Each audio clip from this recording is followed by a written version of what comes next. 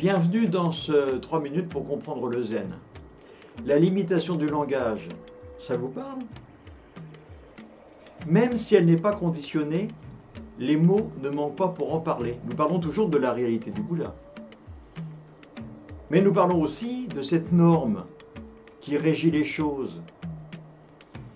L'autre traduction nous dit, même si ce n'est pas sans conscience, ce n'est pas non plus sans langage. Mais si cela est inconscient, alors cela devient langage. Il y a une subtilité, mais si cela est inconscient, cela devient langage. Je vais vous expliquer. Nous pourrions faire le rapprochement avec le blabla mental. Vous savez, celui dont je vous parlais il y a quelque temps, lorsque les moines font la méditation, tous pareils, mais tous différents dans la tête.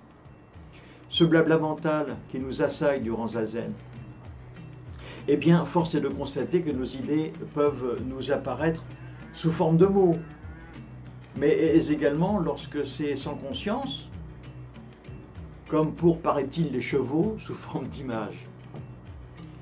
Le petit texte nous dit que ce n'est pas parce que nous prenons conscience de quelque chose que le langage en est totalement absent. Nous sommes des êtres bavards. Lorsque nous prenons conscience de quelque chose, alors apparaissent toutes sortes de contradictions qui d'idées vont se conceptualiser. Elles se conceptualisent comment? Sous forme de mots, puis ensuite sous forme de phrases, etc., etc. Ce qui n'est pas sans conscience n'est pas pour autant sans langage. Le texte nous dit également, en arrière-plan, que lorsque cela est inconscient, cela devient langage.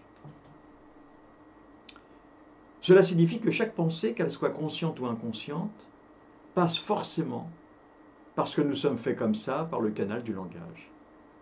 Elle passe de l'état de concept à l'état d'expression.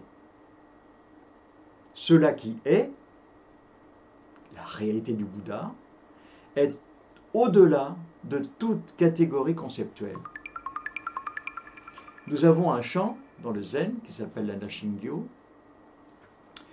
et qui dit que l'on ne peut pas expliquer ku par le langage. Par contre, on peut expliquer ce qu'est shiki par des mots. Alors qu'est-ce que c'est? Qu'est-ce que ça veut dire? Shiki, c'est la forme. La forme devient donc visible. Ku, c'est le vide. Le vide, ku, reste au-delà des concepts et va donc rester dans le domaine du non-exprimable. Alors nous avons inventé un mot, ku, le vide, cela qui est. Si l'on ne peut saisir la réalité d'une chose, le langage, qui est une décoration inutile, eh bien voilà, il s'impose et il devient vraiment inutile.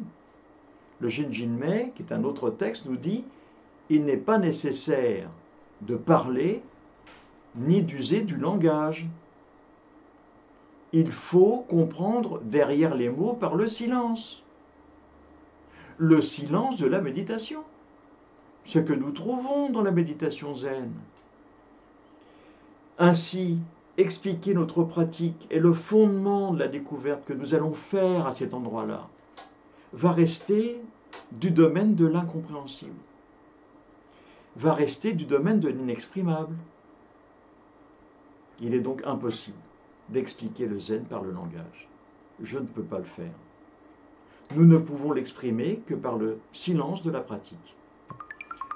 Et pour le faire, le plus simple, eh bien, c'est de vous rapprocher d'un lieu de méditation. Voilà, en attendant la prochaine vidéo, je vous suggère d'essayer d'être heureux, afin, ne serait-ce que pour donner l'exemple aux autres. Comme disait Jacques Prévert, à bientôt.